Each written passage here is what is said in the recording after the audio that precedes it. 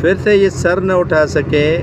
یہ ڈاکو راج نے جو ہے وہ سندھ کے عوام کا چین سکھ بالکل ہی برباد کر دیا ہے۔ کاروبار تو ویسے ہی ملک سے ختم ہو چکا ہے، لیکن یہ ڈاکو راج قائم ہونے سے مکمل طور پر کاروبار، بیوپاری افراد جو خاص طور پر سندھ کی جو ہندو کمیونٹی ہے وہ یہاں سے مائیگریٹ کر کے اپنے دوسرے ممالک میں جا رہی ہے۔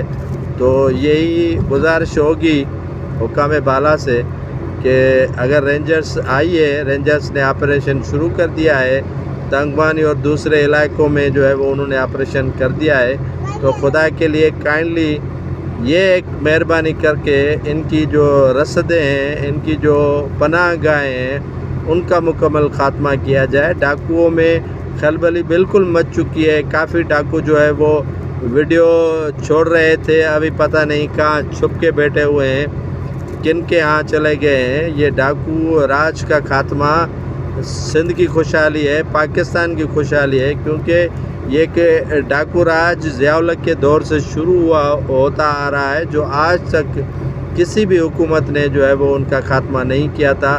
ہاں البتہ ایک مرتبہ تھا، نواز شریف کے دور حکومت میں ان ڈاکوؤں کے خلاف آپریشن ہوئی تھی، اس کے بعد آج تک ان کے خلاف کوئی آپریشن نہیں ہوا ہے۔ ضرورت اس امر کی ہے کہ ان کے خلاف بھرپور طاقت سے جو ہے وہ آپریشن کیا جائے، تاکہ یہ ڈاکو راج کا مکمل خاتمہ ہو جائے اور سندھ کے یہ جو عوام ہے وہ سکون کی نیند سو سکے۔